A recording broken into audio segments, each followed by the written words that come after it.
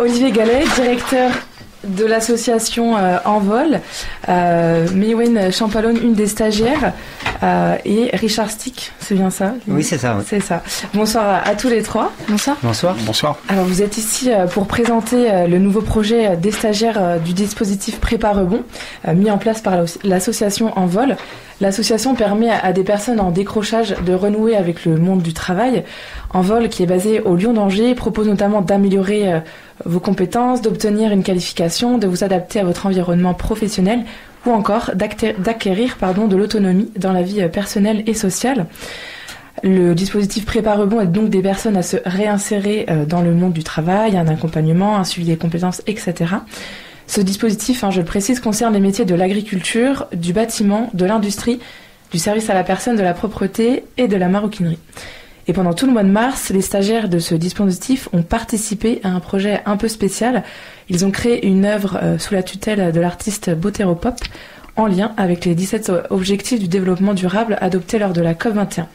Alors je me tourne vers vous. Pourquoi avoir choisi le médium artistique pour former et accompagner les stagiaires? Le lien n'est pas forcément évident au premier abord. Oui, pardon. L'idée, en fait, dans le cadre du Prépa Rebond dispositif intégré, l'idée c'est d'accompagner des demandeurs d'emploi, notamment sur la découverte et l'évaluation de projets professionnels, et notamment sur les métiers en tension. Et à l'intérieur, il y a à la fois l'idée de travailler sur les compétences transverses, notamment la communication, notamment le numérique, etc. Et dans l'idée d'Envol, c'était de se dire, voilà, comment on peut travailler toutes ces compétences autrement, en faisant autrement que je dirais une formation classique. Donc on est allé chercher un petit peu plus quelque chose de plus novateur, d'apprendre autrement. Et l'art, la culture et le développement durable sont des thématiques qui nous semblent importantes. En tout cas, et puis derrière l'art et la culture, on peut travailler aussi tout ce qui est la citoyenneté, les compétences sociales, le vivre ensemble, également s'interroger sur le monde de demain, et donc que chacun soit partie prenante, en tout cas, de ces réflexions-là. Et on avait déjà travaillé avec l'artiste Boteropop, et donc l'idée c'était aussi de l'inclure dans le projet et d'inclure aussi le groupe. Et voilà, donc, et puis également avec l'équipe d'Envol. Donc on a la formatrice Françoise qui a s'est beaucoup impliquée dans la mise en relation à la fois avec l'artiste, etc. Alors justement, comment s'est faite la collaboration avec cet artiste? Pourquoi avoir décidé de retravailler avec lui pour ce projet spécifique? Alors, il y avait déjà eu un premier projet qui avait été fait avec cet artiste sur le Lyon d'Angers, notamment avec une autre association, donc Envol, mais en collaboration avec une autre association, SOS Village, qui accompagne des personnes, des enfants qui sont plutôt placés. Et le dernier groupe avait travaillé aussi dans cette réalisation de fresques. Et on s'est dit, voilà, ça a bien fonctionné. Et puis ça permet aux stagiaires qui rentrent sur la formation de travailler sur un projet collectif, de travailler aussi sur la faisabilité du projet, de travailler sur un projet finalisé, en tout cas sur une production finale. Et ça permet aussi de travailler l'ensemble des compétences. Et donc, voilà, on savait qu'il y avait l'envie, en tout cas, de renouveler, de retravailler ensemble. Comment, je le disais, je crois qu'il y a l'artiste qui est en régie, il peut venir dans le studio. Je disais, l'œuvre reprend les 17 objectifs de développement durable à atteindre d'ici 2030 et adoptés lors de la COP 21. Je vais laisser entrer Monsieur Laurent Beaupoint. Bonjour. Et c'est aussi, on parlait du Lyon d'Angers, c'est aussi dans l'agenda du Lyon d'Angers d'intégrer. Oui. Oui, ça fait partie de la ville, en fait. La ville du Lyon d'Angers en tout cas, c'est impliqué sur les objectifs de développement durable. Après, nous Envol, moi régulièrement, sur les 17 objectifs de développement durable, nous Envol, on s'est intéressé en tout cas à 4 qui me paraissent importants. Donc l'ODD 1, qui est notamment sur l'éradication de la pauvreté. L'ODD 4 qui est plutôt sur l'accès à une éducation de qualité, et puis l'ODD 10 qui est plutôt sur la réduction des inégalités, et puis pour que tout ça fonctionne, il y a l'ODD 17 qui est importante, puisqu'il faut du partenariat et du travail ensemble et mettre autour de la table les différentes parties prenantes. Alors je me tourne vers les deux stagiaires, comment est-ce que vous avez accueilli ce projet? Richard, peut-être en premier. au départ, on s'est dit, mais qu'est-ce que ça vient faire dans la formation sur le coup? Et puis, du coup, j'en sors un peu grandi. C'était un beau partage, aussi bien avec l'artiste que les stagiaires. Voilà. Mais Yoann, ton sentiment Ça permet de travailler en équipe, de savoir la communication entre nous et gérer les imprévus quand il y en a eu. Alors, je vous retourne la question. Laurent Bonpoint, vous, comment est-ce que vous avez accueilli ce partenariat avec les stagiaires? Alors moi, super bien.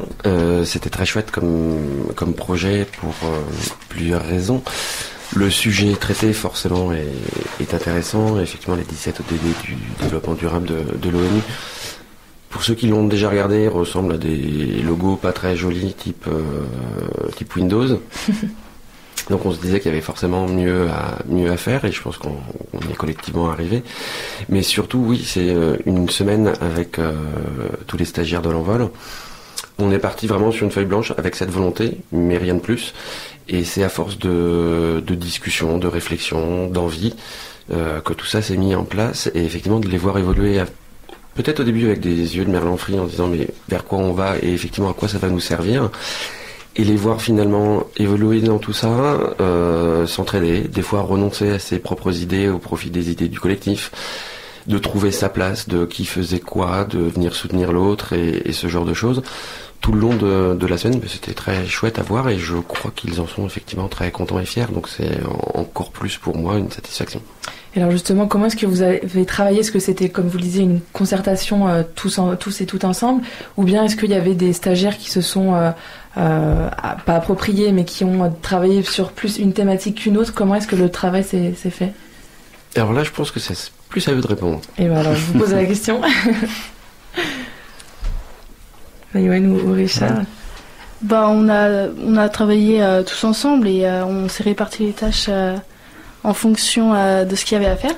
Et alors, par exemple, toi, qu'est-ce que tu as fait précisément? On a commencé à dessiner des beaux terreaux en fonction de chaque 17 ODD. Et après, on a mis en commun, et après, c'était tout un travail que Laurent a mis pour faire la fresque, et tout ce qui était dessin directement sur la fresque et peinture par la suite. Richard, toi aussi, tu dessinais, et d'ailleurs, oui. Tout le monde ne fait pas de dessin, ne pratique pas. Est-ce que c'est pas intimidant au début de se dire, mais moi je sais pas dessiner? Comment vous avez ressenti ça? Après, moi, j'aime bien dessiner, donc c'était un peu plus facile. Et puis, après, on a comment dire, utilisé du bois. Oui, donc, les matériaux. Des matériaux bois. Donc il y avait ponçage, dessin, peinture. Puis on s'est bien réparti les tâches. C'est un travail bien ficelé. Non, voilà, moi j'essaye de faire en sorte que tout le monde participe. Donc effectivement, au début, tout le monde a bien participé à créer par ODD le personnage qui allait avec pour essayer de l'illustrer. Sur certains items, on avait des visions différentes, ou enfin en tout cas toujours très bien, mais qui pouvaient être différentes. Donc j'ai effectivement choisi des fois de façon un peu arbitraire pour que ça soit le tout cohérent, et c'est moi qui ai construit, on pourrait-on dire la fresque pour qu'elle soit cohérente entre tous. Et puis j'ai fait les petites esquisses, mais tout le reste, je ne fais que surveiller, donner des conseils, aider. Et non, c'est eux qui ont absolument tout fait. J'étais juste là en support et en plan B si on ne trouvait pas d'idée. Olivier Gallet, en quoi la création d'une œuvre artistique leur permet de renouer encore plus avec le monde du travail? Après, je suis peut-être pas le mieux placé, mais en tout cas, il y a tout un travail de valorisation des compétences et de se sentir utile dans le collectif, mais également ça permet en tout cas pour certains et puis pour les uns les autres de retrouver de l'estime de soi, de la confiance, aussi d'oser, parce qu'on est sur un projet qui est différent, donc ça permet aux personnes de gagner en confiance et leur d'oser pousser d'autres portes, d'oser aller rencontrer un employeur, d'oser aller se dire tiens, peut-être que ça je pourrais le faire, je vais pas oser. Puis là, d'un coup, je trouve que ils gagnent en confiance. On voit bien par rapport au début quand ils sont arrivés sur la formation, et aujourd'hui ils sont là aujourd'hui à la radio, en tout cas ils gagnent en confiance. Et puis c'est aussi important pour nous, c'est-à-dire que aujourd'hui dans les entreprises dans lesquelles ils vont aller, il y a tout ce qu'on parle beaucoup de RSE, de développement durable, de travailler sur les problématiques de déchets, etc. Et donc oui, c'est aussi en tout cas ils savent plein de choses déjà, mais encore plus sensibilisés. Et dans le coup, voilà, quand ils vont avoir un entretien, vous avez fait une formation sur ça, qu'est-ce que vous avez fait? Je travaille sur mon projet professionnel, mais j'ai aussi réalisé une fresque sur le développement durable. Ah, qu'est-ce que c'est? Voilà. Du coup, ça aussi, ça alimente un peu plus le CV, un peu plus leur. Et puis, ce sont aussi des citoyens, c'est aussi des gens qui sont à l'extérieur, donc ils ont aussi des enfants, ils sont aussi parents, etc. Donc c'est aussi tout. Voilà, on sème des choses pour demain, donc je trouve que c'est très très important. Je me retourne vers les deux stagiaires. Quelles sont les nouvelles compétences que vous avez acquises grâce à ce projet? Le travail en équipe. Maïwenn? Ouais, le travail en équipe et gérer les imprévus. Je vois que ta formatrice compte sur les doigts et qu'il y en a bien plus qu'une ou deux. Et quelle va être l'application directe des compétences que vous avez acquises, peut-être pour votre projet futur professionnel, peut-être une nouvelle branche vers laquelle vous voulez vous tourner, ou comment est-ce que vous allez pouvoir utiliser ce que vous avez appris pendant ce projet? Moi, je me tourne vers maîtreur en dessin, donc voilà. Ça tombe bien. Ça tombe bien. Mais ouais, le projet futur. Je reste sur le travail en équipe en fait. Ça a permis vraiment de créer un projet tous ensemble et de le finaliser et de voir un beau résultat. Et c'est cette collectivité que tu as préférée pendant le projet, ou est-ce qu'il y avait d'autres choses qui t'ont plu? Moi, le fait vraiment de travailler ensemble, ça nous a soudés ensemble et moi j'aime beaucoup tout ce qui est artistique, donc j'étais très emballée par le projet.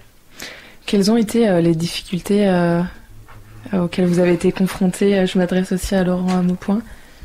Alors moi très peu, puisque c'est pas moi qui ai vraiment travaillé, j'étais juste là pour les encadrer. Pour revenir sur ce qu'ils ont pu apprendre ou autre, effectivement il y a le travail d'équipe et toute la complexité de sa place là-dedans, de la frustration que ça peut avoir, qui est un apprentissage très fort, la frustration finalement. Mais pareil, de monter un dossier, d'aller le présenter devant le conseil municipal pour défendre son point de vue, entendre des critiques, changer des choses, et même si on n'est pas d'accord avec certains choix, de continuer à se donner entièrement pour le projet, pour le collectif. Je ne sais pas s'ils se rendent compte pour l'instant de ce que ça leur apporte tout de suite, mais c'est un apprentissage qui est en fait très compliqué, qu'on apprend rarement à l'école, mais qui est assez essentiel dans une vie professionnelle. Donc voilà, je pense que les difficultés étaient là à surmonter, et que ça s'est fait absolument dans la douceur pour arriver au résultat qu'on connaît de cette fresque. Où est-ce qu'on va pouvoir la voir, cette fresque? Au Lion d'Angers. Voilà, qui va l'utiliser normalement à chaque fois pour ces événements qui tournent autour du développement durable, puisque c'est un axe très fort pour eux. Donc d'où l'intérêt de l'avoir fait en panneau de bois amovible et qui peut se promener. Déplacer. Voilà, donc elle se déplacera au fur et à mesure. Merci beaucoup d'être venu. Vous voulez rajouter quelque chose? Oui, c'était juste par rapport à la municipalité. En tout cas, on a beaucoup travaillé avec l'adjointe à la culture, Madame Noireau. Donc, en tout cas, on la remercie pour l'accueil, pour les choses. Et puis là, pour la fresque, en fait, il y aura une inauguration le 2 juin.